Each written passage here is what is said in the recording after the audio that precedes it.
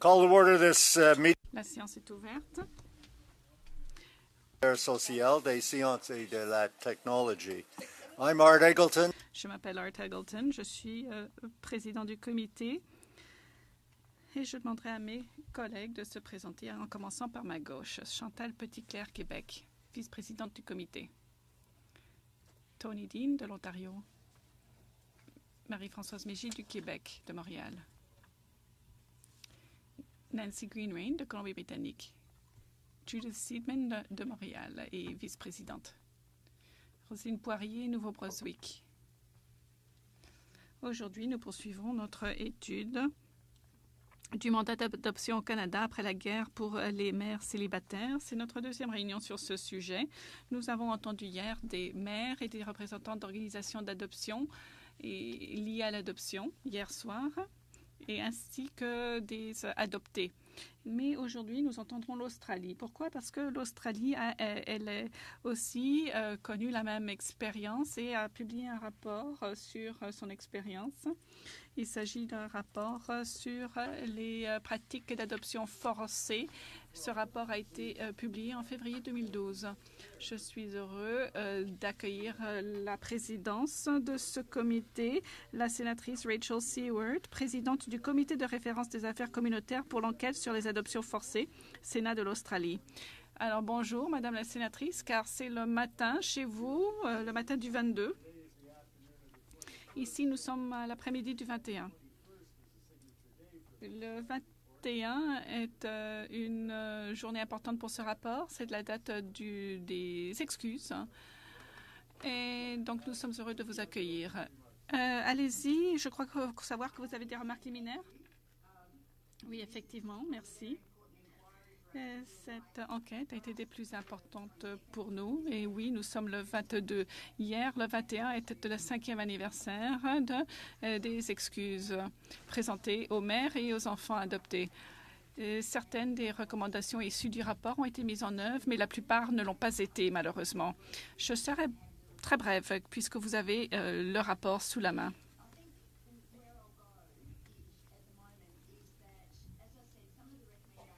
Comme je l'ai dit, certaines des recommandations ont été mises en œuvre, mais la plupart ne l'ont pas été. Je parlais à une personne adoptée hier. Cette personne me parlait des problèmes chroniques qu'affrontent les mères, les pères et surtout les enfants adoptés. Ces enfants adoptés commencent maintenant à vieillir. Et ils affrontent toujours des problèmes qui demeurent sans être réglés. Par exemple, dans le rapport, vous aurez lu qu'on parle longuement du problème d'accès au registre, au dossier, problème qui n'est toujours pas résolu. Effectivement, dans un nombre d'États australiens, l'accès au dossier est toujours restreint. Il y a également le problème des actes de naissance. Les actes des naissances ont été modifiés afin qu'on y trouve les noms des parents d'adoption plutôt que des parents biologiques. Et donc, les personnes adoptées ont de la difficulté à accéder à leur acte de naissance original avec leurs parents biologiques. Certains des dossiers ne sont tout simplement pas disponibles, d'autres ont été détruits. D'autres n'ont pas accès aux services. Il y a également un manque de services de counseling où, lorsque ces services existent, ils sont de piètre qualité. Et l'on n'a toujours pas réglé le problème du dédommagement, des réparations.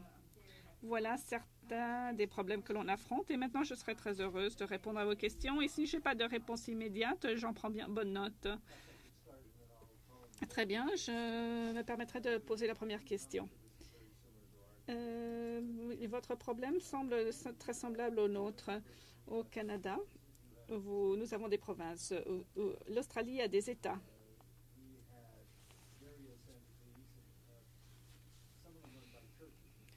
Plusieurs agences, certaines d'entre lesquelles étaient administrées par des églises, ont participé à ce mandat d'adoption, comme on l'appelle. la situation était-elle identique en Australie? Est-ce que les églises étaient très impliquées dans ce mouvement d'adoption forcée? Et ont-elles également participé à la production du rapport? Et qu'en est-il des États? Les États ont-ils coopéré? Et avez-vous fourni un cadre national pour harmoniser les efforts des administrations fédérales et étatiques? Alors, pour ce qui est des États, ou plutôt des institutions religieuses, oui, elles ont participé à ce mouvement d'adoption forcée. Et d'ailleurs, à tel point un grand nombre de groupes religieux ont prononcé leurs propres excuses. Mais il y a encore beaucoup d'animosité entre les mères, les enfants adoptés et ces églises. Certaines des mères ne veulent plus rien savoir de ces institutions religieuses.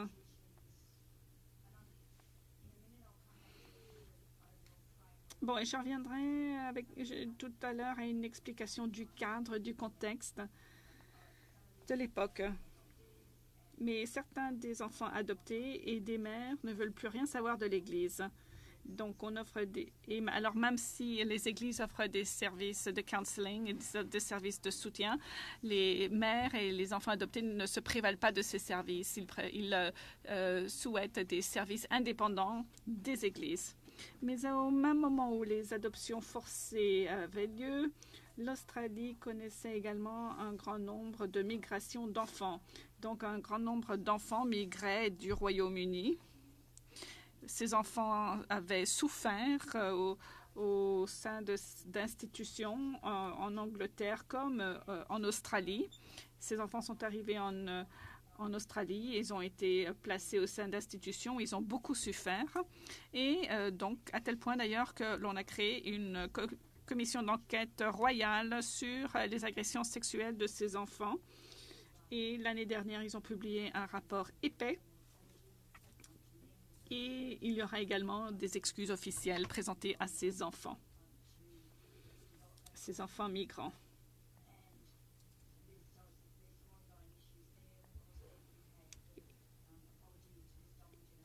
Et bien entendu, il faut également présenter des excuses à la génération volée, donc des enfants aborigènes. Donc ces trois problèmes concernant des enfants sont interreliés et les mêmes institutions ont été impliquées dans ces trois situations. Et donc, parfois, il est très difficile de démêler les chevaux. Je crois que vous avez connu des situations semblables au Canada. Et donc, il n'est pas étonnant donc, la relation entre les églises et les citoyens ne sont pas très cordiales, mais la plupart d'entre elles, les églises, essayent de s'amender. En ce qui concerne la coopération des États, la situation est semblable à celle du Canada. Chaque État est responsable et chaque État a compétence sur les adoptions. Nous avons également 2 territoires pour lesquels le Commonwealth est responsable. Et donc, le Commonwealth administre en partie ces territoires et donc a une plus grande compétence et donc une meilleure collaboration de la part de ces territoires. En ce qui concerne les règles d'adoption, dans les années 60, le Commonwealth a adopté des lois d'adoption cadres. Et c'est pourquoi le Commonwealth se sent directement impliqué ou directement concerné.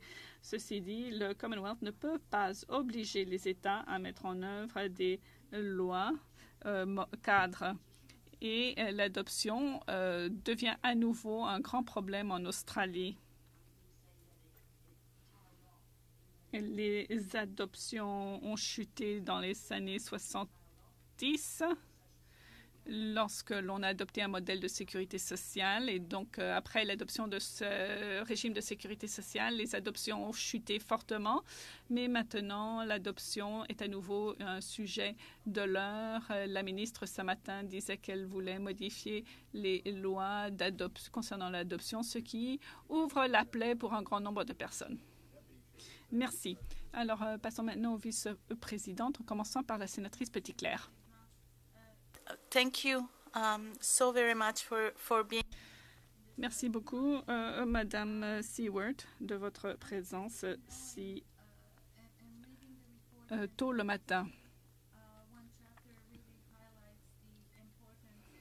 Alors, je lisais votre rapport et j'ai surtout été intéressée par le chapitre sur les services de counseling. En fait, hier, nous avons entendu des mères qui ont dit qu'elles n'avaient pas reçu de soutien de counseling et de soutien ni au moment de l'adoption ni par la suite. Alors, je voudrais savoir dans quelle mesure votre rapport et les excuses officielles ont contribué à l'offre de services de counseling. Est-ce que ces services de counseling ont été le résultat de votre rapport et de vos recommandations?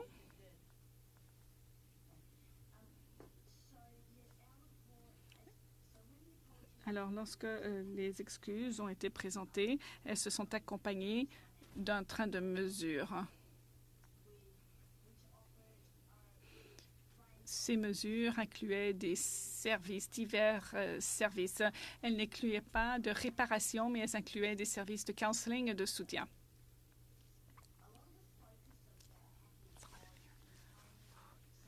Alors, pour offrir ces services de soutien, encore fallait-il former des psychologues en counseling et en soutien à l'adoption et des services donc spécialisés pour les adoptions et les femmes dont les bébés avaient été effectivement volés. Et cela prenait des services spécialisés. Les femmes, les mères ont été traumatisées pour la vie. Les enfants également. Et donc, il fallait des services de counseling pour les mères et les pères et pour les enfants adoptés. Alors, à la suite de notre rapport, nous nous sommes fait critiquer pour le manque de services de counseling et ceux qui ont effectivement eu accès à des services de counseling se sont fait dire qu'il fallait tout simplement s'en remettre et poursuivre sa vie. De toute évidence, les conseillers, les soi-disant conseillers, n'avaient aucune idée du traumatisme de l'adoption. Les enfants adoptés croyaient que leur mère ne les aimait pas et ceci, bien entendu, a gâché toute leur vie. Et ce, même si les enfants avaient été adoptés au sein de familles aimantes. Un grand nombre d'enfants, même s'ils ont été heureux dans leur famille d'adoption, même s'ils ont eu une famille aimante, ils ont toujours eu le sentiment qu'il manquait quelque chose, qu'il y avait un vide dans la famille. Un vide dans leur vie plutôt. Alors, ces excuses se sont assorties de financement pour former ces thérapeutes, ces psychologues aux problèmes, à la réalité de l'adoption forcée.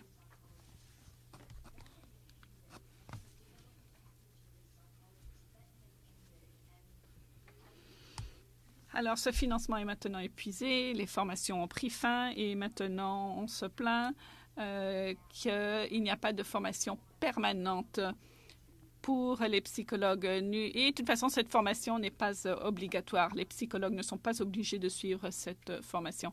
On se plaint également du fait qu'il n'y avait pas de financement pour le counseling. Et même lorsque les services étaient présents, par exemple un soutien à la recherche des dossiers, eh bien, ce soutien était inadéquat. Et d'ailleurs, bon, ce financement était ponctuel alors qu'il aurait fallu du financement permanent.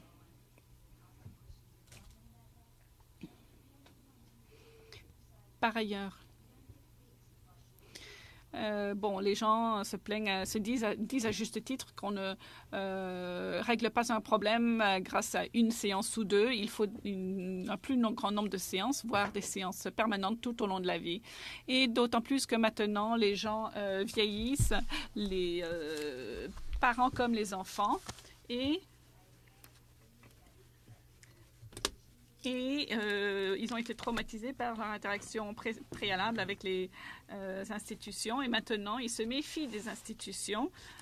Et donc, il y a bon, ce problème permanent de cette méfiance envers les institutions. Et nous ne comprenons toujours pas comment donc nous allons régler ce problème. Merci. Et maintenant, l'autre vice-présidente, la sénatrice Seidman. Merci, Monsieur le Président. Merci, Madame Stewart. Alors, les réunions par vidéoconférence ne sont pas toujours faciles, mais nous apprécions que vous soyez rendus disponibles. Alors, votre rapport présentait 20 recommandations.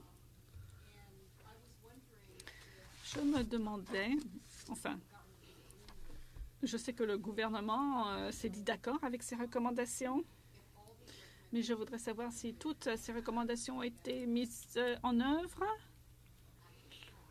ou est-ce qu'on y a donné suite et sinon, lesquelles ont été exécutées et lesquelles non et pourquoi, pourquoi n'ont-elles pas été mises en œuvre?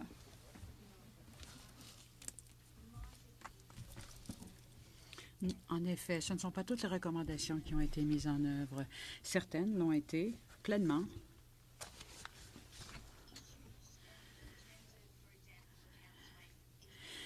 Il y a par exemple les recommandations sur le counseling qui ont été en partie mises en œuvre. Il y a eu les excuses. Il y a beaucoup de recommandations qui portaient d'ailleurs sur ces excuses. Je dirais donc qu'il faut nuancer ce que je vais dire dans l'ensemble. Les gens sont satisfaits des excuses. Ça a été bien fait par le gouvernement. On a inclus tout le monde. Un comité a été mis sur pied.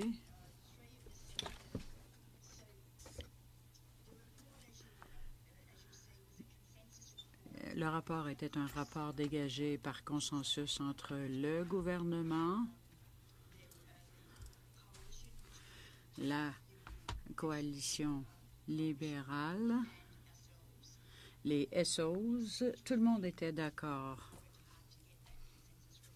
Donc, on était content d'avoir ce rapport de consensus.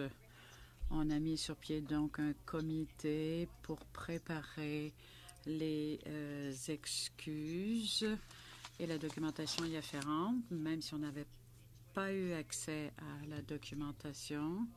Il y a également les sénateurs qui y ont participé ou les représentants des 3 partis qui ont contribué au rapport. Au sein du comité, on retrouvait des femmes qui avaient été touchées par les adoptions forcées. Il y avait également des enfants qui avaient été adoptés.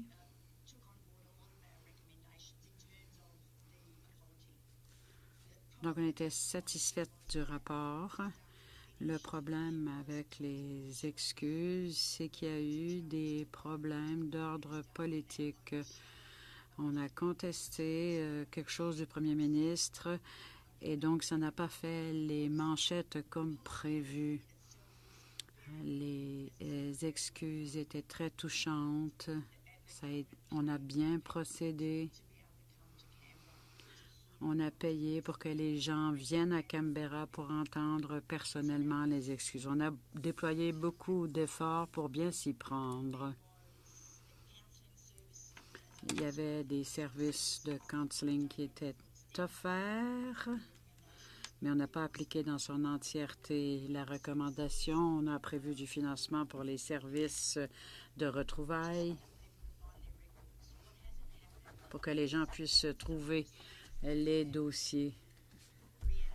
Certains États ont appliqué de façon différente les recommandations. Dans certains États, on avait un meilleur accès aux dossiers.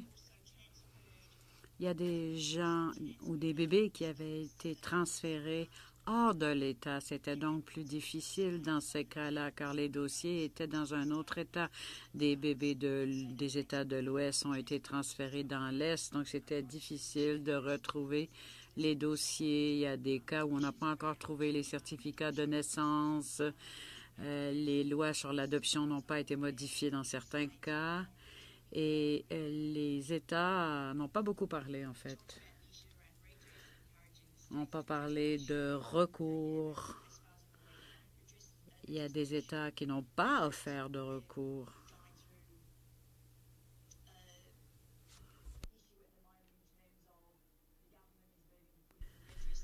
Le gouvernement avait prévu des mesures correctives pour les enfants qui avaient été agressés sexuellement dans les établissements. Le dossier est au Parlement à l'heure actuelle. Il y a une enquête justement par rapport à cette loi.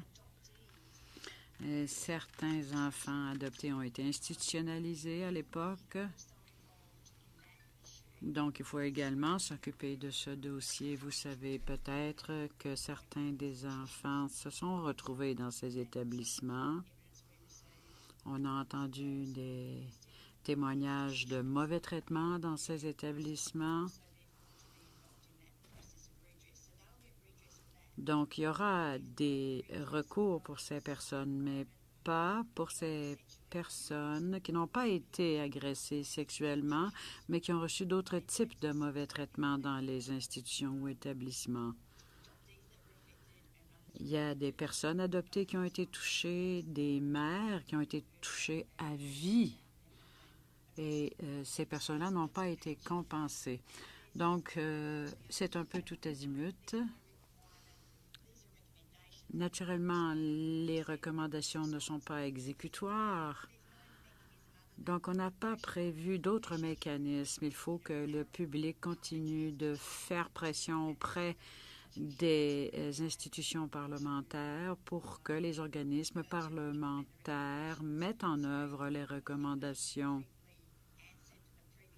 Je n'ai pas tout à fait répondu à une question tout à l'heure. La plupart des États de l'Ouest ont présenté des excuses. La plupart des États ont présenté des excuses dans leurs assemblées législatives.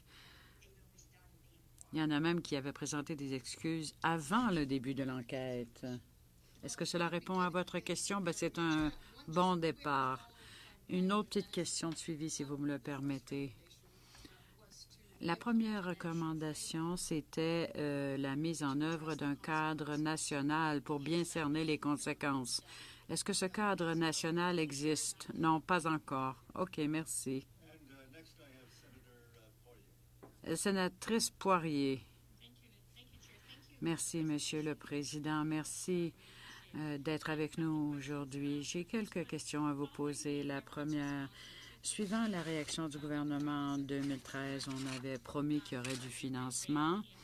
D'après vous, quel a été l'impact des excuses et du financement? Est-ce que la réaction a satisfait ceux qui ont vécu l'adoption forcée?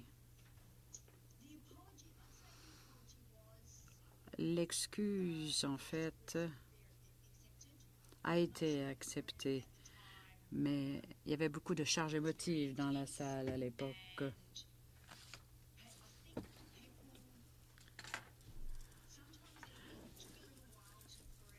Naturellement, il a fallu que les gens absorbent cela.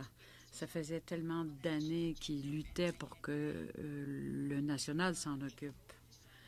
Elles ont été ignorées pendant si longtemps. Donc oui, on a accepté les excuses. Naturellement, il y a eu une commotion politique quelques heures avant l'annonce et ça a dérangé pas mal de gens. Pour ce qui est des services de soutien, eh bien, comment le dire? Les gens ont dit que oui, on avait réglé en partie les problèmes, mais d'autres ont dit qu'on n'avait pas été assez loin. Certaines mères et quelques adoptés, entre guillemets, n'étaient pas tout à fait satisfaits. Et il y avait aussi des sénateurs qui ont dit qu'il y avait encore des problèmes quant aux services de soutien. Certains gens au gouvernement n'étaient pas contents, mais il y avait beaucoup de personnes adoptées qui n'étaient pas satisfaites. Ils ne pouvaient pas avoir le nom des parents sur le certificat de naissance. Et souvent, on dit que le certificat de naissance est un mensonge. On a le nom des parents qui ont adopté l'enfant. Ce n'est pas un vrai document. C'est un faux certificat de naissance. Ils avaient de la difficulté également à obtenir des passeports. Donc, je dirais qu'il y a encore des problèmes. On n'a pas réglé tous les problèmes. Est-ce que cela répond à votre question? Oui, cela répond à ma question. Ma deuxième question est la suivante. Dans la recommandation numéro 10, vous recommandez que l'État, les territoires et ceux qui ont placé ces enfants en adoption offre un financement pour que l'on puisse offrir les services qui se trouvent dans les 2 premières recommandations. Est-ce que le gouvernement national a adopté ou a accepté cette approche? Comme je viens de vous le dire, on offre maintenant certains services. Est-ce que vous m'entendez? Je ne peux pas vous entendre maintenant. Bon, est-ce que vous pouvez m'entendre maintenant? Oui, on peut vous entendre. OK, merci. Le gouvernement a financé certains services de soutien suite aux recommandations du comité et en présentant ses excuses. Certains de ces services ne sont plus financés et c'est la raison pour laquelle on a commencé à faire pression pour augmenter le financement de ces services. Pour ce qui est de chaque établissement, certains offrent des services, mais ce n'est pas généralisé. Beaucoup de mères et de personnes adoptées ne veulent rien avoir à faire avec ces établissements. On se dit que peut-être qu'on pourrait offrir du financement à d'autres organisations qui offriraient des services aux gens touchés. Donc, ça se fait État par État. Et il n'y a pas de coordination. Il n'y a pas d'organisme de coordination de ces services. Naturellement, il y a une commission royale qui a été mise sur pied concernant l'abus sexuel des enfants dans ces grands établissements. On parle ici de l'Église catholique, de l'Armée du Salut plus particulièrement, et d'autres organisations. Donc, ces organisations se concentrent beaucoup sur les agressions sexuelles. Je dirais que dans l'ensemble, ce n'est pas suffisant. Sénatrice Omidvar. Merci, sénatrice, de votre présence. Hier, on a entendu les premiers témoins et j'ai entendu un témoignage remarquable. Et je voudrais savoir si vous avez vécu la même chose. On dit que les mères de couleur au Canada, qui font partie de ce groupe, ont eu les ressources nécessaires pour s'occuper de leurs bébés, car ces bébés noirs n'étaient pas considérés aussi valables que les bébés blancs aux yeux bleus, comme l'a dit un témoin. C'est peut-être le seul moment de l'histoire où une femme de couleur s'en est mieux sortie. Comment ça s'est passé en Australie avec les enfants de femmes de couleur? Ça n'a pas été un problème. On n'en a pas parlé. Le problème pour nous, c'est que alors que cela se produisait, pendant cette période,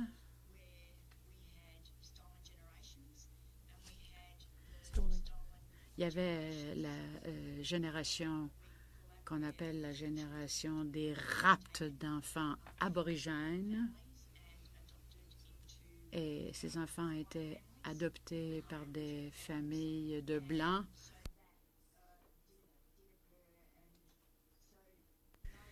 Et donc, on n'avait pas cette situation que vous mentionnez. C'était le contraire. En fait, les enfants aborigènes étaient kidnappés et adoptés par des familles blanches. On parle des enfants et des bébés qui ont fait l'objet de rapts. Il y a des mères dont les bébés leur ont été enlevés à la naissance, mais il s'agissait, dans ce dont je parlais, d'enfants plus âgés.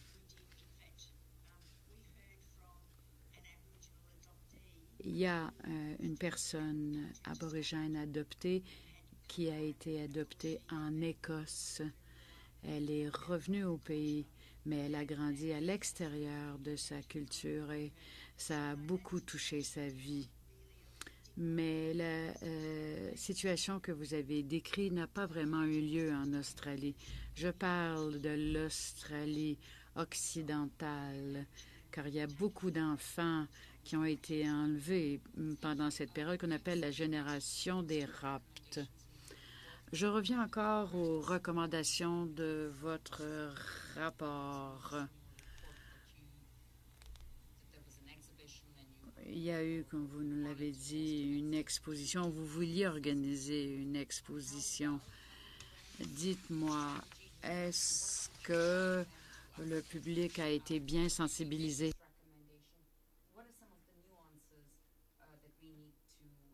Quelles sont les choses que l'on devrait nous prendre en compte? C'est-à-dire, quelles leçons peut-on tirer de votre expérience? Commençons par cette exposition.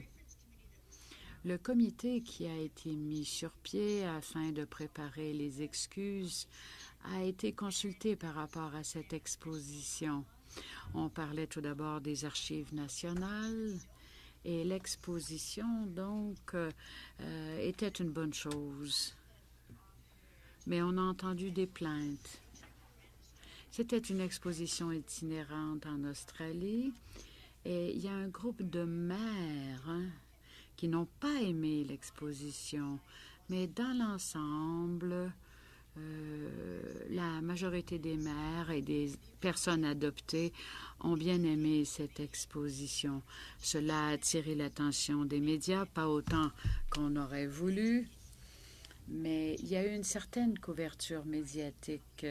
Pour ce qui est de la sensibilisation du public, honnêtement, il y a beaucoup de gens qui ignorent encore la situation. Il y a eu un peu de sensibilisation. Dans les médias, on a parlé un peu de l'enquête. Et la couverture médiatique était positive. Mais on n'a pas démonisé, si vous voulez, la situation. On parle ici de mères célibataires. Elles ont été démonisées. On disait qu'il s'agit de femmes non mariées.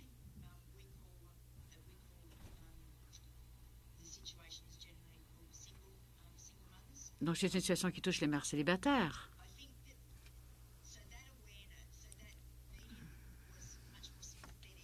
Donc, les gens étaient plus sympathiques à la cause qu'avant, parce qu'avant, on condamnait ces mères célibataires. Ma réponse, c'est qu'il n'y a pas eu un programme central de sensibilisation.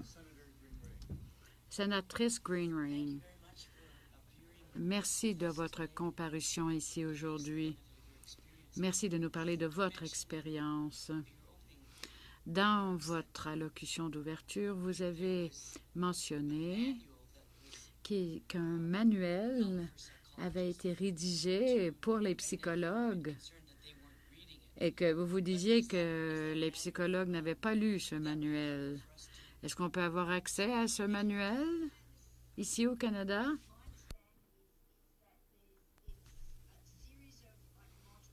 Il s'agit en fait de divers ateliers.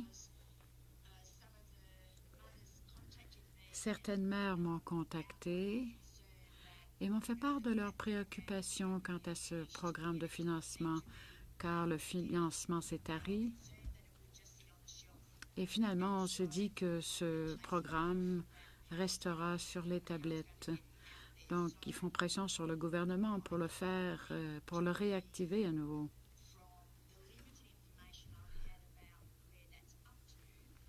J'ai très peu d'informations, en fait, car il revenait aux associations de faire passer le message.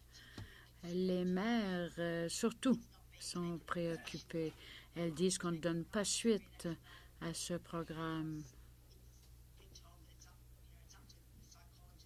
On dit qu'il revient aux psychologues d'utiliser le programme. Il revient aux associations de demander aux psychologues de lire ce programme et de l'utiliser.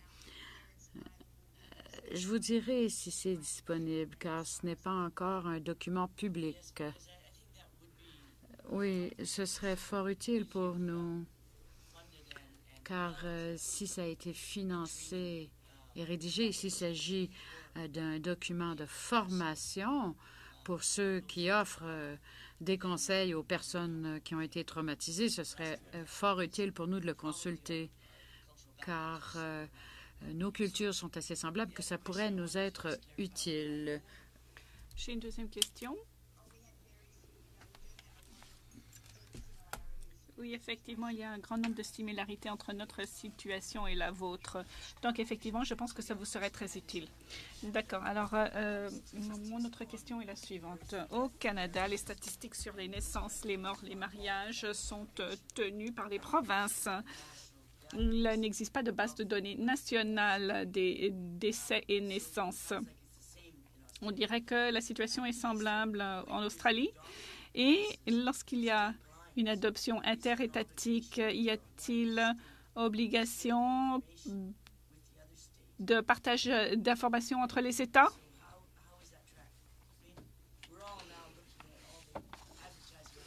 Enfin, nous voyons tous, quand vous savez, sur Internet, on trouve des tas de publicités de généalogie. Et puis,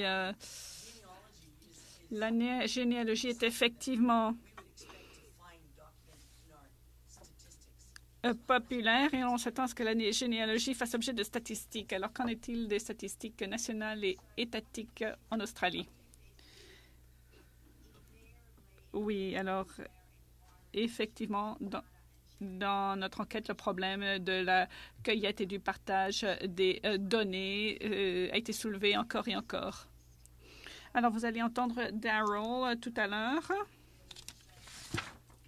Daryl Higgins de l'Australian Catholic University, de l'Institut of Child Protection Studies.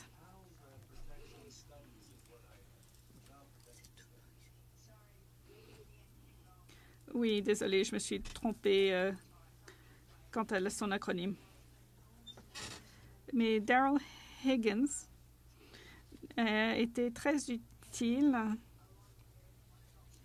Il a longuement travaillé sur le dossier de l'adoption et donc il pourra vous en parler de façon beaucoup plus informée que moi. Mais oui, effectivement, ce sont les États qui ont compétence sur les statistiques concernant les naissances, les décès et les adoptions. Et il faut savoir qu'en Australie, le nombre d'adoptions a chuté, même si l'on constate un petit pic dernièrement.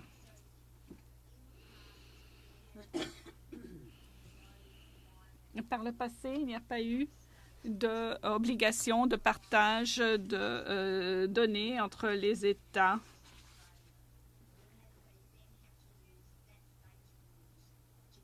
Ce sont les règles de chaque État qui priment.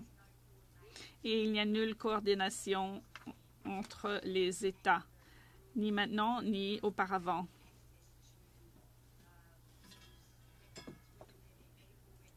Et ceci s'applique non seulement aux renseignements concernant les actes de naissance, mais également les renseignements médicaux. Et comme les adoptions étaient des adoptions fermées, eh bien, c'est les règles d'adoption fermée qui priment. Bon, dernièrement, on a essayé de mieux coordonner ces règles, mais ce n'est toujours pas chose faite. Et les mères et les enfants adoptés se plaignent des difficultés. Il faut savoir également que, bon, maintenant, les parents vieillissent et meurent. Et pour ce qui est de la généalogie, un grand nombre d'enfants adoptés sont en train de se tourner vers les entreprises d'analyse d'ADN. Mais c'est un nouveau phénomène. Mais Daryl pourra vous en parler plus longuement. Car c'est un nouveau phénomène et je n'y connais pas grand-chose. Merci, Madame Greenrain, Madame la sénatrice Greenrain. Il nous reste 15 minutes et nous avons encore 3 sénateurs. Allez-y, sénatrice Mégy. Sénatrice, je vais vous poser la question en français. Avez-vous la traduction? Do you have translation? Oops. Going to hear it interpreted, but I haven't.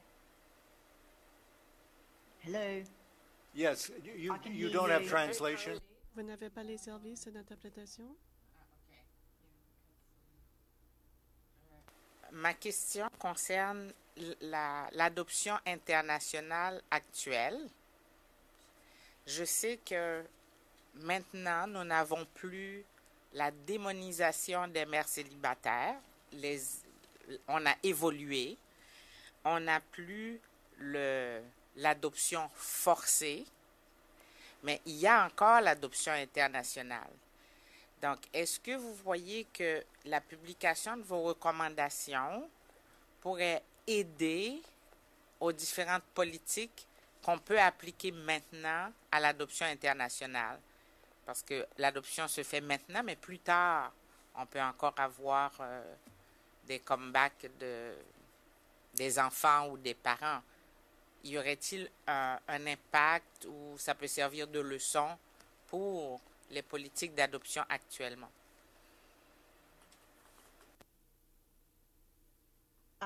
Yes, I do. Oui, effectivement, je crois que oui. D'ailleurs, la question s'est posée pendant l'enquête et d'ailleurs dans le cadre d'autres enquêtes également.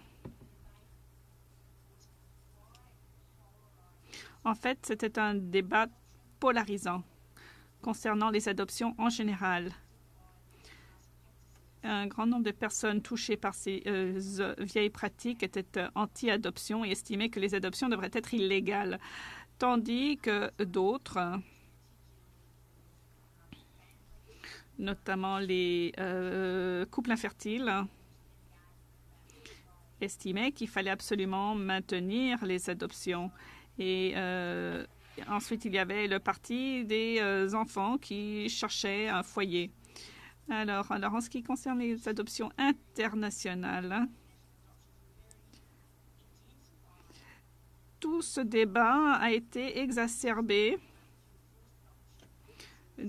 du fait que les problèmes des adoptions forcées ont mis en exergue les impacts négatifs des adoptions. Par exemple, l'incapacité à avoir accès à ces dossiers, l'incapacité à retrouver sa famille biologique.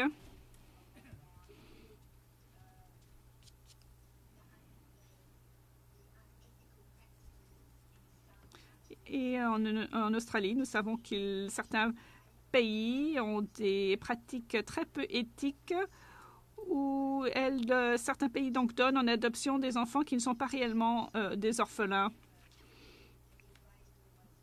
Et donc, cette question des adoptions forcées met en exergue les problèmes modernes d'adoption d'aujourd'hui. Nous savons que Effectivement, nous avons beaucoup à apprendre et de notre rapport des adoptions australiennes et nous pouvons les appliquer aux adoptions internationales. Et bon, certains groupes estiment qu'on ne devrait interdire l'adoption et surtout l'adoption internationale et qu'on devrait plutôt parler de placement permanent plutôt que d'adoption. Ceci dit, un grand nombre de changements ont été apportés au processus d'adoption. Maintenant, les adoptions sont toujours ouvertes. Les dossiers sont accessibles. Et donc, effectivement, nous pouvons appliquer les enseignements de notre expérience nationale à l'international. Merci, sénateur Munson.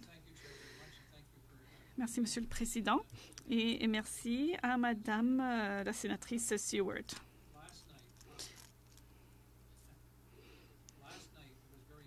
Écoutez, hier soir, les témoignages ont été très émotifs.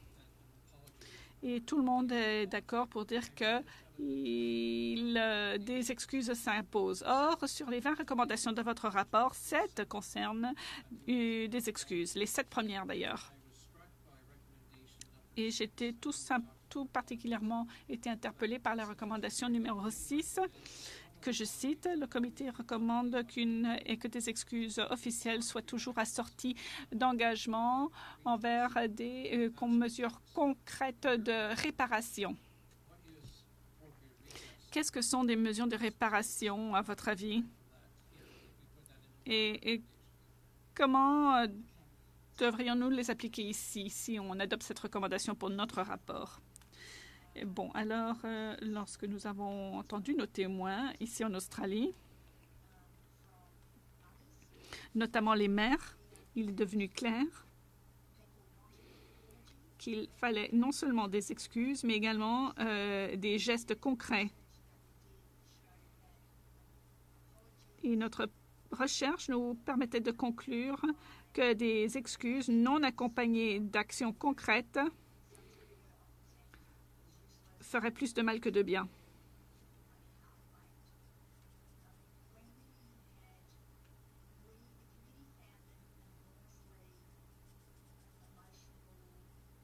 Alors, chez nous aussi, les témoignages ont été très émotifs.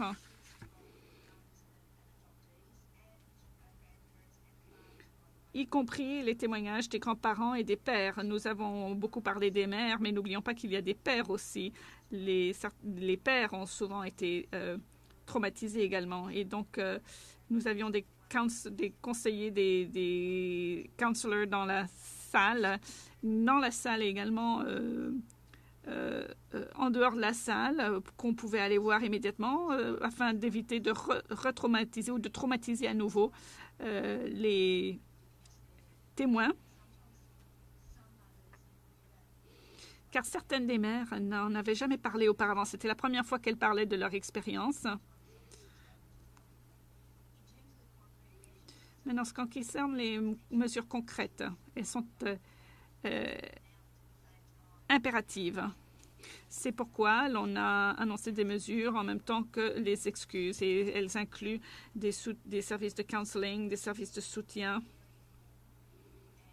Donc oui, ces actions concrètes sont impératives et effectivement, l'on s'est plaint que ces mesures n'allaient pas assez loin, n'étaient pas suffisantes, qu'il aurait fallu des mesures plus robustes, plus musclées. Mais effectivement, il n'est pas la peine de présenter des excuses sans action concrète. En ce qui concerne les réparations, est-ce qu'il y a eu des demandes de réparation individuelles ou se contentait-on de recommandations de réparation collective?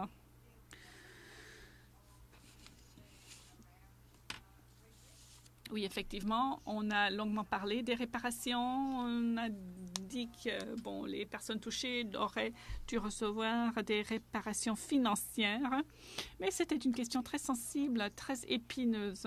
Un certain nombre d'entre nous demandent des réparations pour la génération volée, et cette génération n'a toujours pas reçu de réparation financière.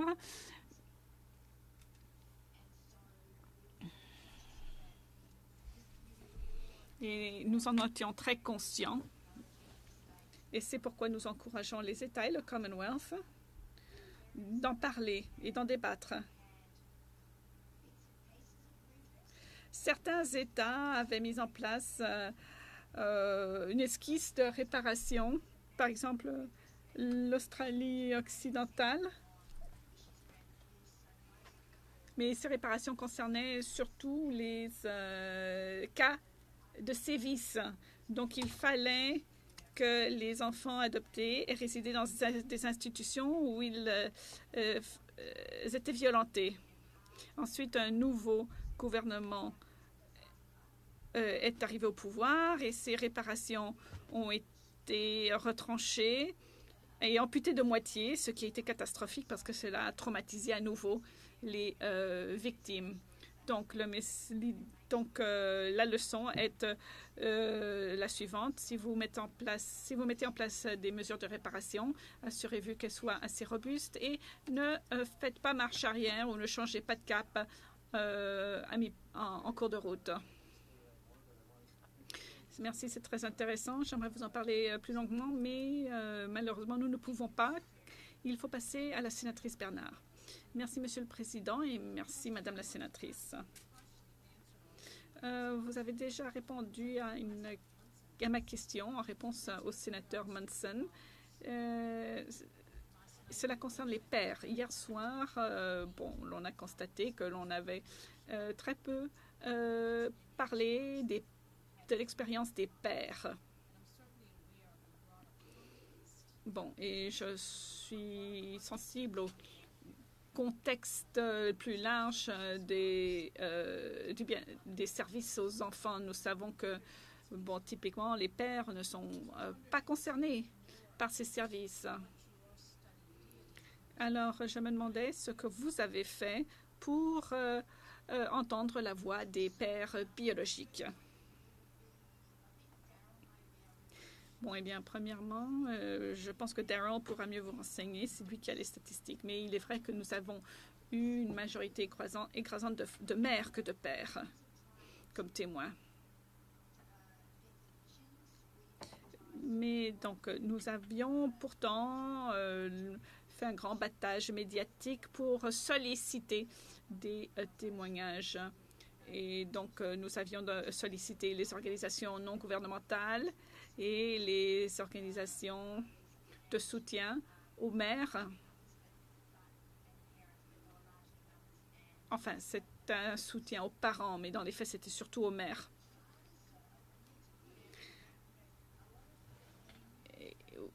Oui, alors un grand nombre de pères ont été démonisés. On a dit d'eux qu'ils ont abandonné leur conjointe ou leur partenaire lorsqu'elle tombait enceinte. Et il est vrai que cela était souvent le cas, mais pas toujours. Et on en a constaté en fait que les pères avaient souvent été activement exclus du processus. Ils avaient été écartés du processus. Et donc, parce qu'on en avait constaté qu'il était plus facile de voler un bébé si l'on n'avait pas à avoir affaire aux pères. Dans un grand nombre de cas, les pères auraient voulu que leur nom soit inscrit à l'acte de naissance, mais ils ont été écartés par les autorités, les institutions.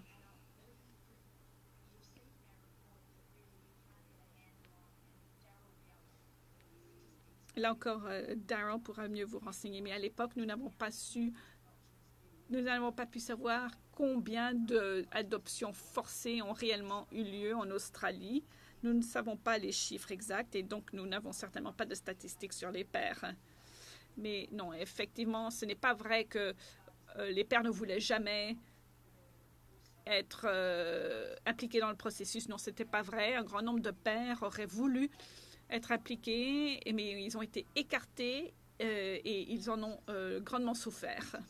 Ils ont également été traumatisés à vie.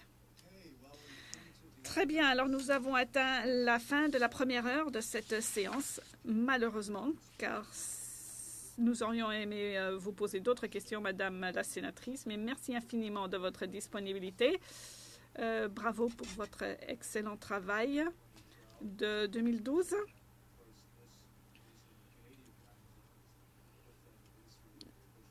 Aujourd'hui est le 5e anniversaire des excuses officielles, du moins ici au Canada.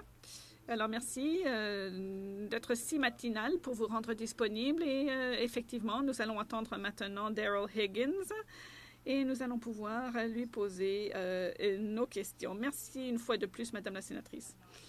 Et merci, et je serai heureuse de répondre à vos questions par écrit. Si vous voulez m'envoyer des questions par courriel, je serai très heureuse de répondre par écrit. Merci de l'offre, Madame.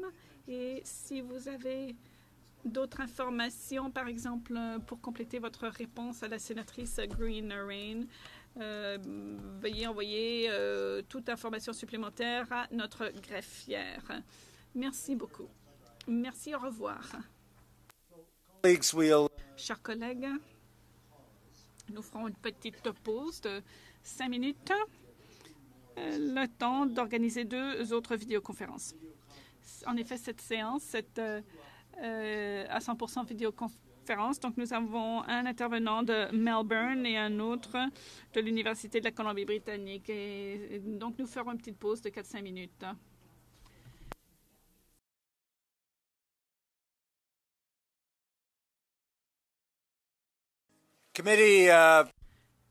Chers membres du comité, nous allons maintenant reprendre avec le 2e groupe de témoins.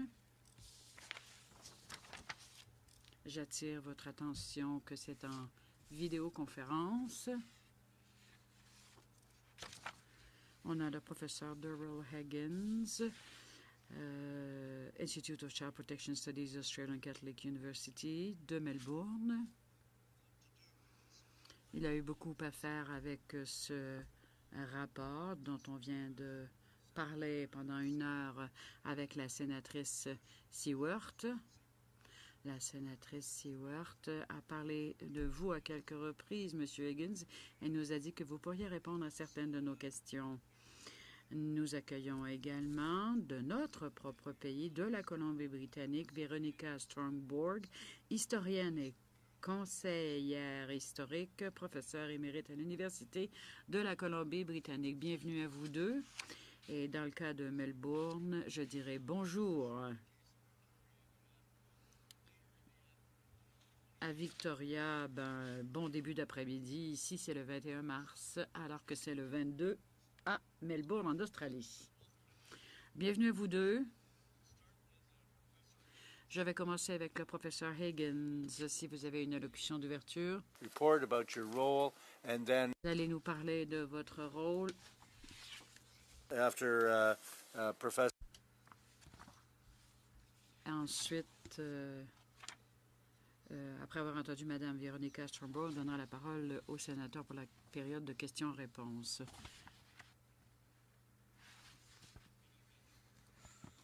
L'interprète vous signale que le son de la vidéoconférence n'est pas très bon. Nous allons donc faire de notre mieux pour vous offrir le service d'interprétation vers le français. Pieces on colleagues, this would help. Okay, proceed, Professor Higgins. Okay. You're able to hear me now? Yes, we can hear you now. So thank you. So in the decades prior to the mid-1970s, it was...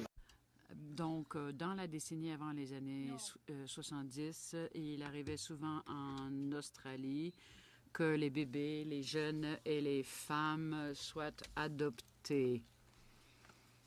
Et il y avait une culture de honte et de silence. Et on voyait ça dans les hôpitaux, les maisons pour enfants, les ministères du bien-être et d'autres agences qui donnaient la priorité aux couples infertiles qui étaient méritoires. Donc, on ne tenait pas compte des femmes enceintes célibataires. Les adoptions ont atteint un pic de 10 000 par année en 1971-72. À l'heure actuelle, il y en a moins de 50 par année. Lorsque le processus d'adoption était dans son apogée, les adoptions ont été ce qu'on appelle fermées.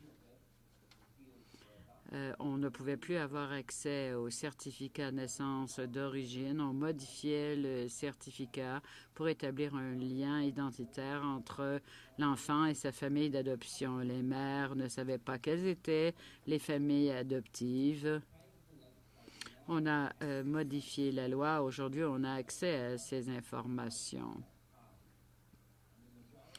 La majorité des adoptions locales, c'est-à-dire d'enfants nés en Australie, sont maintenant ouvertes. Plusieurs réformes ont été adoptées pour changer ces pratiques du passé. Il y a eu des réformes sociales et législatives. On a changé donc cela de la période de pointe des années 60 et 70, par exemple. On a maintenant un conseil de mères célibataires et d'enfants à Victoria. Ça a été mis sur pied en 1970 et un équivalent a été mis sur pied en 1973. Et c'est pour réduire la stigmatisation de l'adoption et offrir un soutien aux mères célibataires qui avaient renoncé à leur enfant. Avant, on disait que il s'agissait de naissance illégitime. Maintenant, on parle de naissance hors mariage. Et cela a commencé en 1974. L'avortement a commencé à être offert au début des années 70 et en 1973, les gouvernements du Common Law ont mis sur pied un programme de soutien aux mères célibataires. D'autres réformes législatives ont été renversées pour que les adoptions ne soient plus entourées de secrets. L'interprète vous signale que le son est très mauvais. On a mis sur pied un répertoire pour ceux qui voulaient établir le contact entre les parents et les enfants adoptés en 1976. On a également changé certaines lois pour qu'il y ait du counseling offert. Les changements législatifs ont été apportés dans 8 États au territoire au début des années 90 pour assurer qu'il y ait un consentement du père et de la mère avant l'adoption. Cependant, il y a eu des dommages pour des milliers d'Australiens avant l'adoption de ces réformes. Il y a eu naturellement l'excuse officielle en mars 2013, ce qui représente une contribution du Commonwealth pour ces enfants adoptés de force. Malgré la responsabilité législative, il y a certains États au territoire qui n'ont pas donné suite.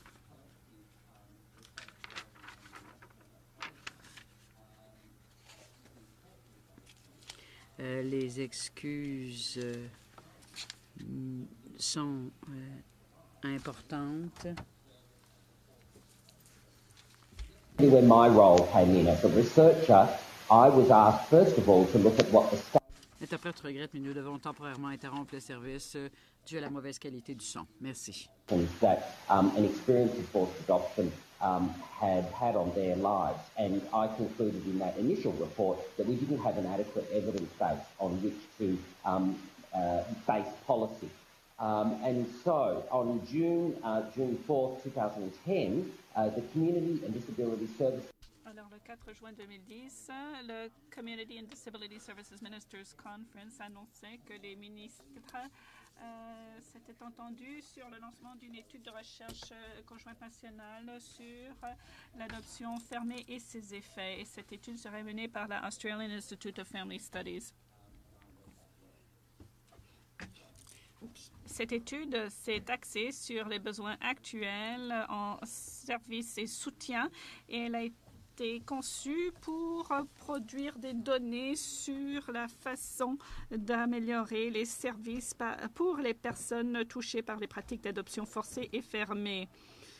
Cette étude, dont les résultats ont fait l'objet d'un rapport intitulé Past Adoption Experiences National Research Study on the Service Response to Past Adoption Practices, a ciblé le groupe de personnes touchées par l'adoption dans son sens le plus large, y compris les mères, les pères, mères, les personnes adoptées, les parents adoptifs et leurs familles. Ceci afin d'étudier les effets directs et indirects de l'expérience et de mieux comprendre les besoins.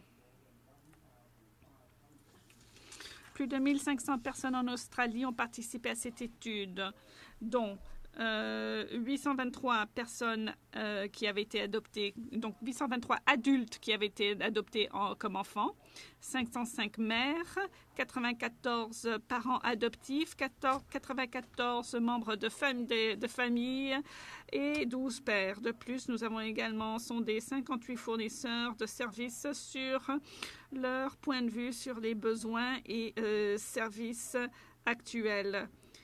Nous avons également mené des entrevues de suivi et organisé des groupes de discussion auprès de 300 participants dans 19 localités dans tous les États et territoires.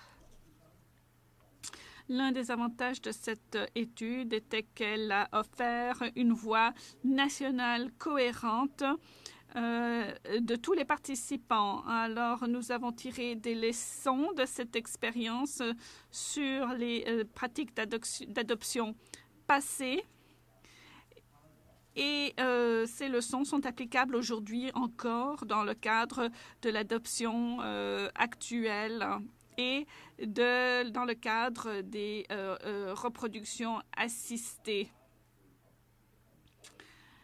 Un grand nombre de thèmes ont émergé de cette étude, mais 3 thèmes en sont particulièrement importants: l'identité, la connexion et l'accès à l'information. Nous avons également mené une étude des services et besoins et des meilleures pratiques en ce qui concerne les services aux personnes touchées par ces adoptions. L'objectif de cette étude était d'élaborer des options de modèles de services pour améliorer et compléter les services existants afin d'améliorer le soutien aux personnes touchées par les pratiques d'adoption forcée et fermée. Et ces services ont été financés par le gouvernement australien. L'interprète regrette, le monsieur ne lit plus son discours et le son n'est pas assez bon pour offrir une interprétation. L'interprétation reprendra lorsque l'interprète aura un texte à l'appui. Marks, and I'm happy to take questions when you're ready. Thank you very much, Professor Higgins. Merci beaucoup, monsieur Higgins. Nous allons poser des questions. Enfin, plutôt, nous allons passer à la témoin en Colombie-Britannique, Madame Veronica Strong-Bowen. Vous m'entendez? Oui, pas très fort, mais on vous entend. Alors, je regrette, je suis enrhumée, alors il se peut fort bien que je sois obligée d'éternuer en plein exposé. Merci de cette invitation qui m'est donnée de comparaître. Mon point de vue est différent de celui du professeur Higgins. Je suis historienne et je me suis spécialisée en bien-être des enfants au Canada au 20e siècle. Et moi, je vois toujours la situation des mères célibataires étant obligées de renoncer à leurs enfants dans l'après-guerre du point de vue historique. Et je le vois dans le contexte de la vision de l'époque des femmes, des enfants et de la sexualité. D'abord, le choix de renoncer à un enfant n'est pas en fait pas un choix. Et ce n'est pas un choix puisqu'on n'offre pas de choix aux mères ou d'options. C'était vrai au 20e siècle et c'est toujours vrai aujourd'hui. Il faut également reconnaître qu'en Australie comme au Canada, l'expérience des territoires et des provinces est très diversifiée. Vous savez que les communautés racialisées avaient leur propre approche aux grossesses hors mariage et cette approche a évolué au fil du temps.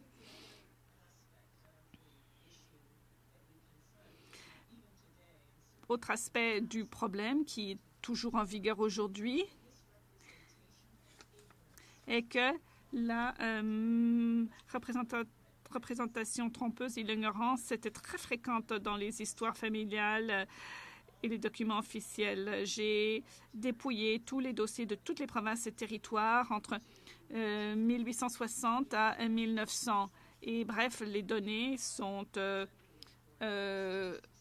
erronées, elles sont incomplètes, les données de Statistique Canada ne sont pas fiables, les familles cachaient les grossesses. Et sur une seule génération, on a perdu et oublié des connaissances. Et donc, un grand nombre de familles ont des des membres adoptés qu'ils ignorent. Et il y avait également le problème de l'infanticide, et ce problème était tu. Les victimes d'infanticide étaient presque toujours les enfants de mères célibataires. Nous devons également songer au contexte historique du traitement des femmes, des mères célibataires après 1945. À l'époque, vous vous souviendrez que c'était la guerre froide.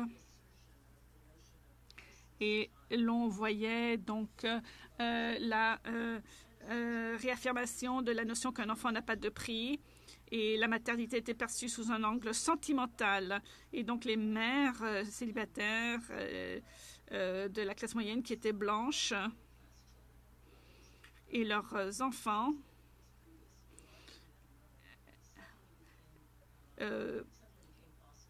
sont devenus viables. Tout d'un coup, on pouvait les sauver. Ces femmes,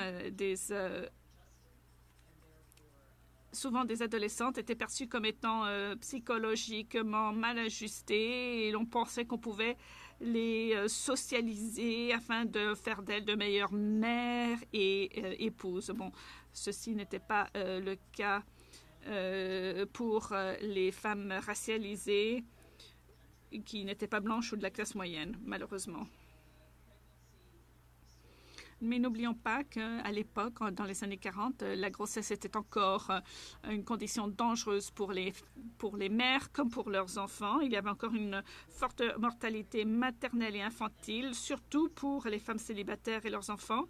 Et les coûts liés à l'éducation des enfants étaient élevés.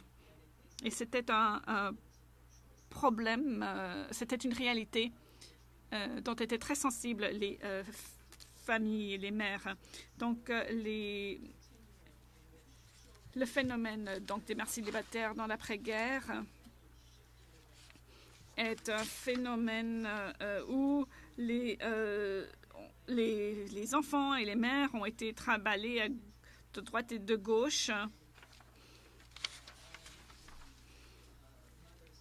Et les mères les plus susceptibles de devoir renoncer à leurs enfants étaient les mères non mariées. Souvent, elles confiaient leurs enfants à une sœur mariée. Donc, il y a eu des résultats très divers pour les mères comme pour leurs enfants. Bien entendu, le résultat était toujours tragique. C'était un choix difficile et un résultat tragique. N'oublions pas que la maternité ou la paternité célibataire est très difficile aujourd'hui comme par le passé, mais surtout par le passé. Donc, il est très difficile d'obtenir un soutien auprès des familles car on est stigmatisé, on est perçu comme ayant perdu son honneur, on est perçu comme ayant diminué la respectabilité, non seulement de la mère, mais de la famille au complet. La Colombie-Britannique est particulière car après la Première Guerre mondiale, elle a offert des pensions ou des crédits de maternité aux mères célibataires, mais c'était l'exception. Et donc, les mères ailleurs au Canada auraient eu énormément de mal à faire vivre leurs enfants.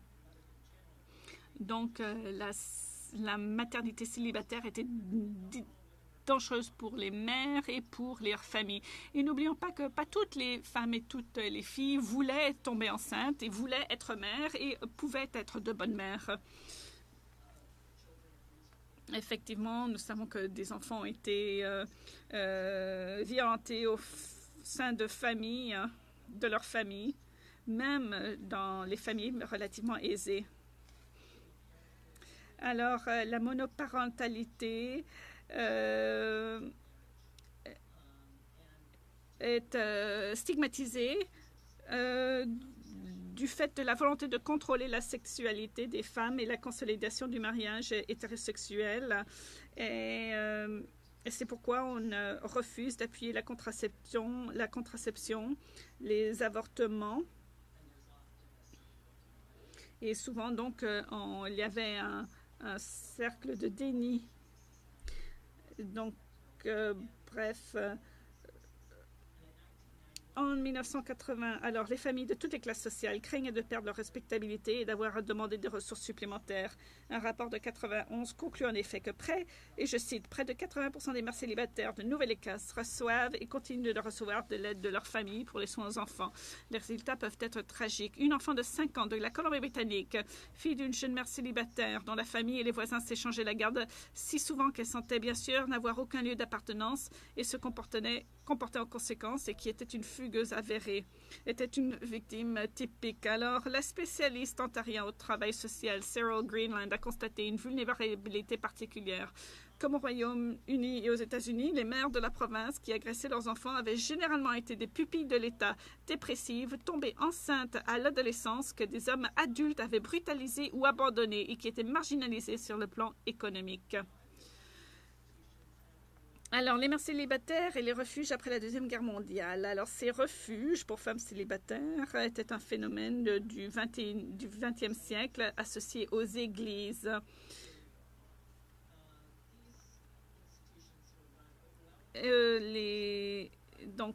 La plupart de ces refuges étaient administrés par des églises, même s'il y en avait des privés.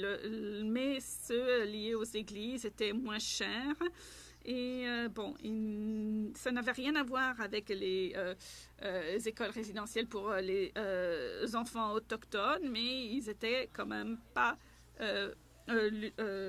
enviables. Alors, ces institutions offraient toutes sortes de traitements. Et donc, les filles qui y recouraient pouvaient être traitées en fonction de leur capital. Donc, le traitement qu'elles recevaient était fonction de la situation sociale des mères et des ressources dont elles disposaient, et notamment de leur race. Et jusqu'après la Deuxième Guerre mondiale, les mères célibataires étaient stigmatisées. Et après la Deuxième Guerre mondiale, ces mères... après la Deuxième Guerre mondiale, les jeunes mères, surtout les femmes blanches de la classe moyenne, étaient considérées comme des mésadaptées sur le plan psychologique, mais on pensait pouvoir les sauver si elles se séparaient de leurs enfants. Alors, en conclusion, quelles que soient leurs origines, les mères célibataires étaient confrontées à un affreux dilemme. Elles avaient désespérément besoin d'un emploi rémunéré et de terminer leurs études, mais n'étant pas à la maison, elles étaient perçues comme étant de mauvaises mères. Leurs difficultés étaient d'autant plus inévitables que, comme l'a fait remarquer une travailleuse sociale en colère en 1950, les garderies étaient rares au Canada. Et cette observation de cette travailleuse sociale nous rappelle que les travailleuses sociales n'étaient pas toujours l'ennemi. Souvent, d'ailleurs, elles étaient également victimes du système et du préjudice généralisé contre les femmes célibataires. Donc, toutes choses étant égales par ailleurs, peu de femmes choisissaient d'être mères célibataires. Même si elles étaient entourées d'amour, les enfants illégitimes représentaient un pénible fardeau financier, émotionnel et social. Une adolescente canadienne, pourtant soutenue par ses parents, a bien décrit sa situation et celle de nombreuses mères célibataires, en concluant: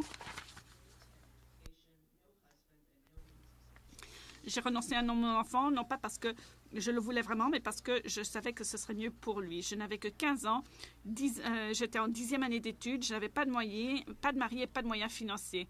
Les mères célibataires étaient bel et bien punies, qu'elles conservent ou non la garde de leurs enfants. Merci beaucoup. Premièrement, je voudrais vous poser une question pendant que vous êtes encore à l'écran. Madame Strongborg. Vous avez parlé de l'implication des églises, mais qu'en est-il de l'implication du gouvernement fédéral? Qu'en est-il des actions du gouvernement fédéral? A-t-il facilité les pratiques d'adoption post-guerre? Le gouvernement fédéral n'était pas impliqué directement dans ce mouvement d'adoption. Bon, peut-être qu'il a financé un service de bien-être des enfants, mais il n'était pas impliqué directement. C'était les églises et les organisations non gouvernementales et les organisations caritatives. Bon, certains montants, certains crédits venaient des provinces et des municipalités, mais c'était la petite minorité. D'aucuns ont prétendu que le Canada a financé ce mouvement d'adoption forcée et fermée en vertu du Canada Assistance Plan, mais ça, c'était plus tard, c'était dans les années 70. Dans les années 40, 50 et 60, il n'y avait pas de participation directe du fédéral. Bon, le fédéral était peut-être complice par inaction. Mais si vous aviez sondé les bureaucrates de l'époque, on vous aurait dit que les mères célibataires étaient une honte et ne devaient certainement pas être aidées et soutenues. Oui, mais il y avait le bureau d'adoption nationale. Oui, mais ce bureau d'adoption nationale était le résultat de la déstigmatisation de l'adoption. Et ce bureau national se concentrait sur les adoptions internationales. Souvent, ce bureau essayait de faire adopter les enfants non adoptables, donc en d'autres mots, les enfants autochtones. Il faisait adopter les enfants d'une partie du pays dans l'autre. Et ensuite, il a participé aux adoptions vietnamiennes et aux adoptions asiatiques. Mais ce bureau a toujours été sous-financé. Il entretenait des relations difficiles avec les administrations provinciales qui ne voulaient pas participer financièrement à ce bureau. Donc, il n'a pas vraiment été très efficace. Il a tout simplement été le résultat de l'attitude sociétale selon laquelle les femmes célibataires enceintes étaient soit coupables, soit victimes et devaient être sauvées. Très bien. Alors, je vais demander à mes collègues de poser leurs questions et de préciser à qui s'adressent leurs questions, auxquels des témoins s'adressent leurs questions. C'est particulièrement important dans le cas de vidéoconférence. Et l'interprète signale que le son n'est pas assez bon pour traduire les propos de M. Higgins. Sénatrice Seidman. Merci aux deux témoins de leurs exposés. Je voudrais adresser ma question au professeur Higgins.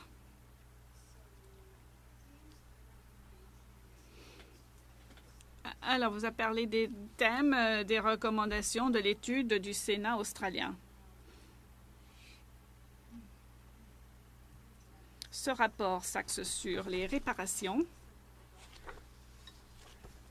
pour ce mandat, cette politique d'adoption forcée. Ces thèmes sont donc des excuses, une contribution financière, un counseling, du soutien et d'autres services. Professeur Higgins, vous avez parlé des modèles de services et les meilleures pratiques pour servir les personnes les plus durement touchées. C'est bien entendu une question importante pour nous également, puisque nous devons produire des recommandations de notre propre cru. Alors, ma question est la suivante. Que nous diriez-vous au sujet des besoins en service des personnes touchées par ces adoptions? Quelles recommandations auriez-vous à nous faire?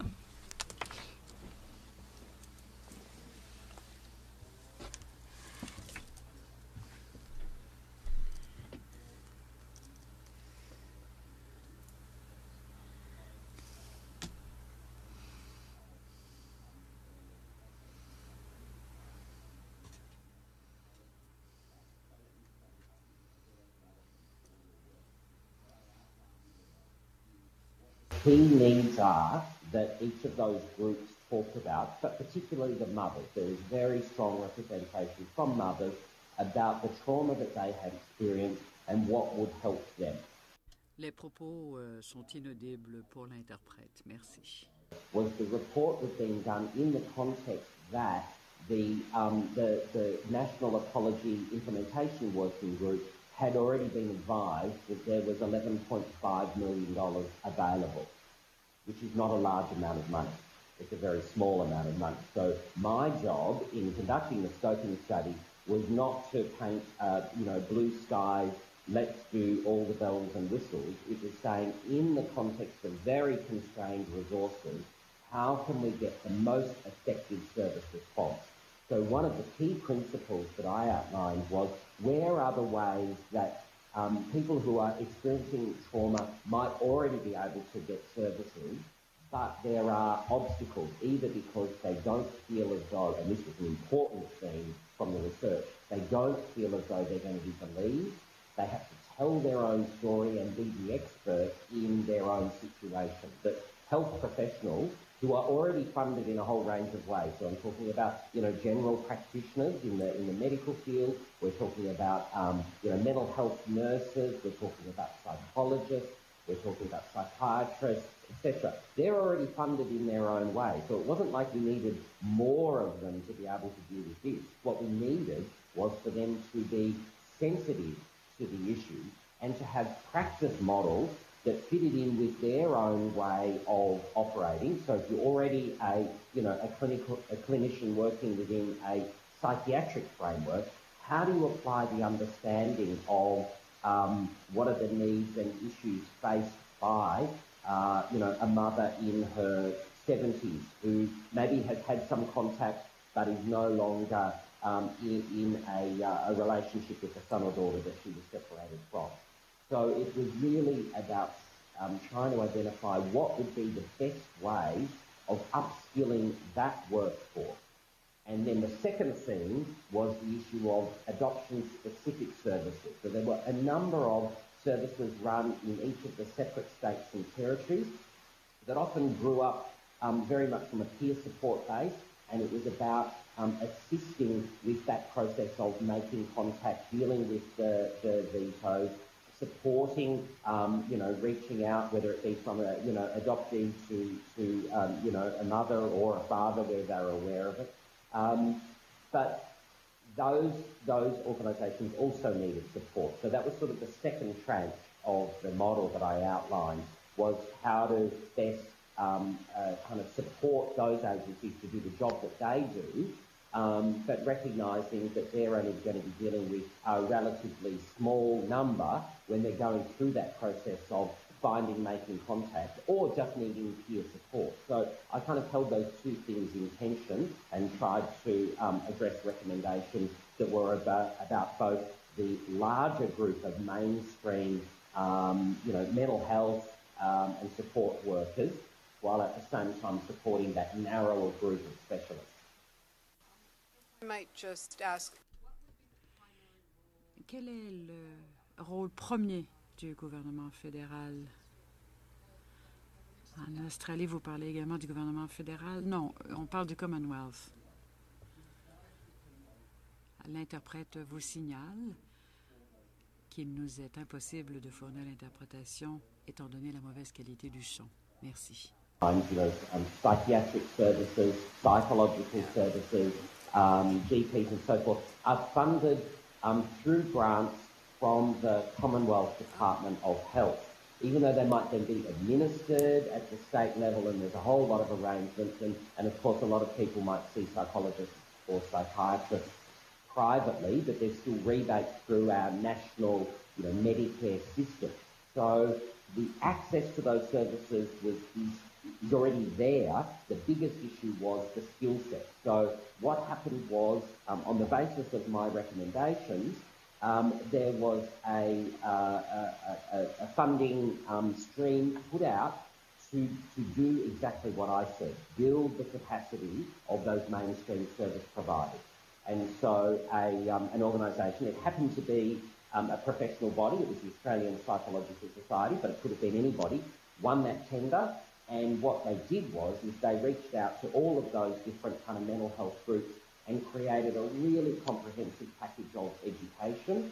And I was then brought back in as an expert advisor to it. But what they did was they had representation from each of those groups on the working party that actually developed up what does the content need to be, how does this work with the way that my profession, operates, the kind of practice models, if you like, that I would use. So it was not, someone from outside teaching you how to suck eggs. It was a psychologist saying, well, here's how a psychologist would work.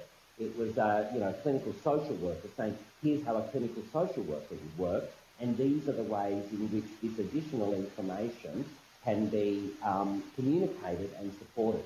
And those resources are already there. So I would recommend not duplicating, but perhaps entering into a relationship with the Australian Department of Health to get access to those, because it was an online system of learning, very rigorous, and it featured, video presentations from a number of experts that then are explored in an online learning environment. The Australian Psychological Society also backed it up with webinars, so where practitioners would be able to log in, have an expert, or in fact usually it was 2 or 3 experts talking together about a particular topic. It could have been to do with grief, it could have been to do with, managing first contact with family, it could have been to do with, relationship breakdowns or something. But just picking one particular aspect and trying to bring in an interdisciplinary perspective to that. Okay, thank you. OK. Merci, sénatrice Petitclerc. Je vais poser ma question au professeur Strongbog. Je voudrais savoir, en fait, puisque vous êtes historienne, vous poser une question sur quelque chose qui est venu me chercher hier. En entendant les maires parler de leur expérience, on a reçu également des mémoires de plusieurs témoins. Je voudrais que vous m'apportiez une précision historique. On nous a beaucoup dit qu'on n'avait pas le choix à l'époque, il fallait donner l'enfant. Mais on a lu ou on a entendu des maires nous dire, peut-être que c'était dans les années 60, que lorsque des services ou des programmes sociaux ont commencé à être offerts, même dans ces cas-là, les mères n'en étaient pas informées, ne savaient pas qu'elles pourraient obtenir de l'aide. J'ai découvert, et c'était renversant, que les mères nous disaient qu'elles apprenaient l'existence de ces programmes de soutien, parfois seulement quelques mois après avoir donné l'enfant en adoption, et que si elles avaient été au courant, cela aurait influé sur leur décision. Est-ce qu'il s'agit de cas isolés ou est-ce que c'est un phénomène historique?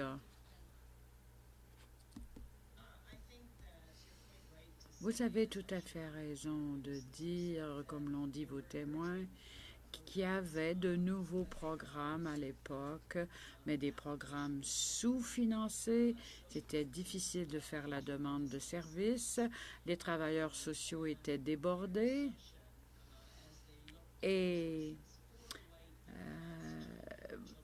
il y avait certains choix qui leur étaient offerts, mais on disait qu'il y avait de meilleures options, de meilleurs soutiens, du logement.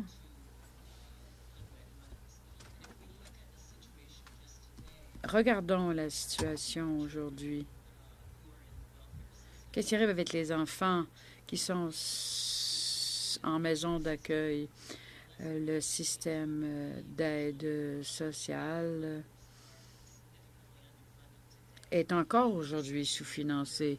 dans les programmes de soutien pour les mères et les enfants. Et c'était le cas, d'ailleurs, après la Deuxième Guerre mondiale, la Seconde Guerre mondiale. Donc, il est juste de dire que les travailleurs sociaux n'ont pas transmis l'information, mais souvent même ces travailleurs n'étaient pas au courant. On pense que les travailleurs sociaux étaient au courant de tous les nouveaux programmes. C'est facile à dire aujourd'hui, mais bon, la réglementation provinciale, territoriale et étatique différait beaucoup d'un État à l'autre. Et les travailleurs sociaux étaient débordés de travail, étaient responsables de trop d'enfants et de trop de mères. Et souvent, n'étaient pas bien outillés pour obtenir ou transmettre l'information. Vous savez, quand on s'occupe des enfants et des parents, on a besoin aussi de soutien. Et le soutien n'existait pas. Ces travailleurs sociaux qui s'occupaient des adoptions, l'adoption est devenue un domaine de spécialité en travail social, en tout cas dans les années 70, mais il s'agissait des mêmes personnes qui traitaient de dossiers tragiques, épouvantables, qui relevaient des services à l'enfance, des cas de mauvais traitement des enfants par leur propre famille, leur famille de naissance, et devaient aussi s'occuper des enfants de mères célibataires.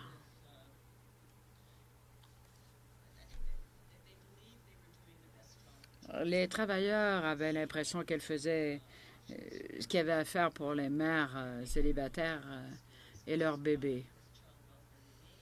Naturellement, encore aujourd'hui, l'aide à l'enfance n'a pas assez de personnel. Et si on regarde ce qui s'est passé au 20e siècle, on constate que les gens relevaient de l'aide sociale, mais en sortaient assez rapidement de cette aide.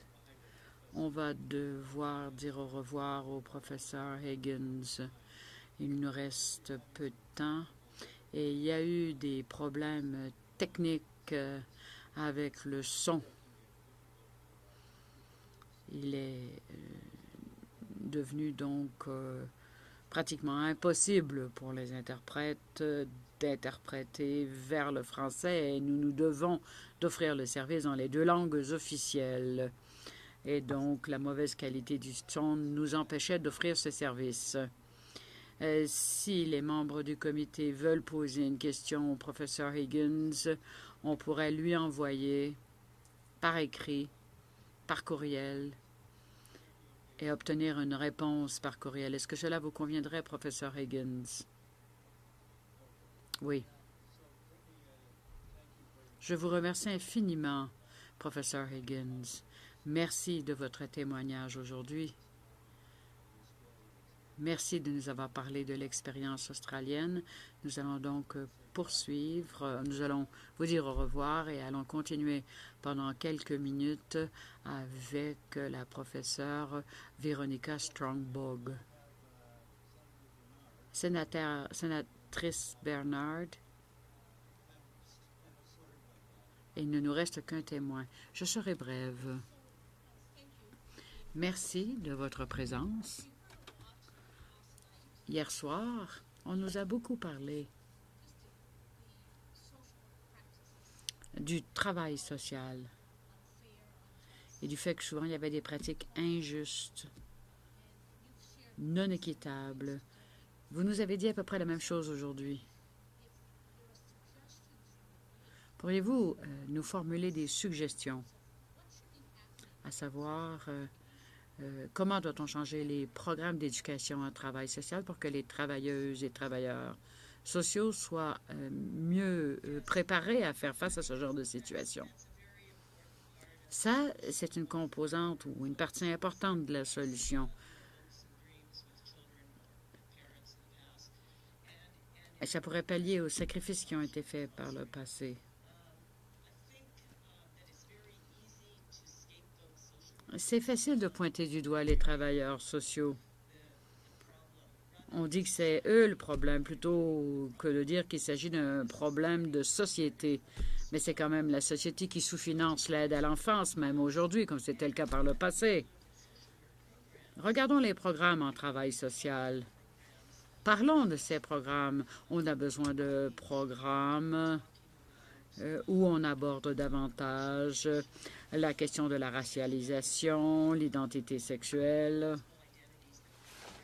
les multiples identités que l'on peut trouver autour de la table, les divers intervenants, les parents, les médecins et d'autres professionnels. J'ai parlé à des amis en travail social à l'Université de Colombie-Britannique qui m'ont dit il y a des étudiants et étudiantes qui rêvent de travailler avec les enfants. Mais ils ont tellement de dossiers que finalement, ils se retrouvent en épuisement. Regardons ce qui s'est passé au 20e siècle. On a constaté que les enfants avaient trop d'enfants. Et on ne peut pas être au courant de chaque dossier. Étant donné les besoins des enfants, on comprend que les mères doivent se sacrifier et on se préoccupe du sort des enfants, mais on a trop de dossiers et c'est ça le problème aussi. Merci. Sénatrice Greenrain, merci.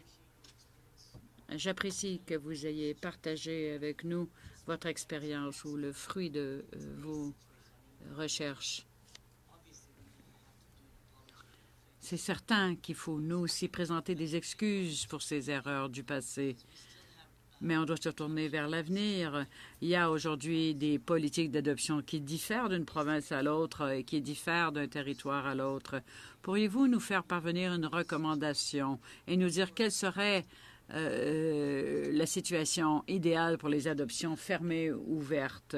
Et qu'est-ce qu'on doit faire à partir de la naissance? Quelles informations doit-on consigner pour les enfants adoptés? Avez-vous des idées là-dessus? Oui.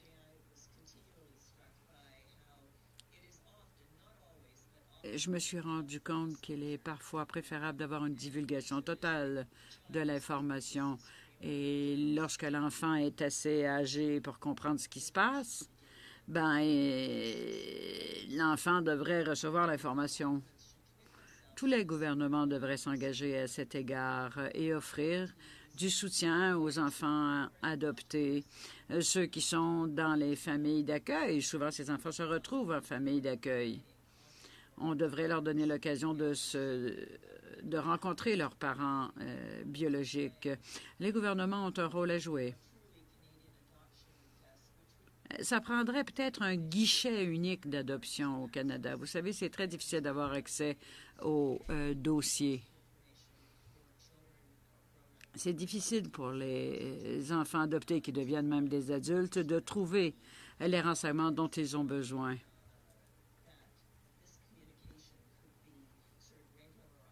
Et on pourrait uniformiser cela au sein des provinces et territoires. Ainsi, on réduirait la stigmatisation. Je dois ajouter qu'il y a des cas d'exception. Il faut procéder avec prudence, car il y a des cas d'inceste, des cas de viol. Vous savez, c'est pas toujours heureux de déterrer le passé. Parfois, c'est tragique. Et les gens ont besoin d'un soutien pour faire face à ces situations tragiques, surtout lorsqu'il y a des questions d'inceste ou de viol. Car ça, c'est encore plus tabou que l'adoption ou le fait que l'on cède les enfants. D'accord, cela nous amène à 18h15 pile, c'est-à-dire la fin de notre rencontre. Donc, merci, professeur Strongboard, de votre témoignage de Victoria et d'avoir éclairé notre lanterne. Vous êtes... Il n'y a pas de quoi. Ceci met fin à notre deuxième rencontre sur ce sujet. La troisième rencontre aura lieu demain matin à 10h30. Il y aura des gens qui seront réellement en salle demain. C'est la première fois qu'on a une réunion où il n'y a que des témoins en vidéoconférence. Et donc, mesdames et messieurs, la séance est levée.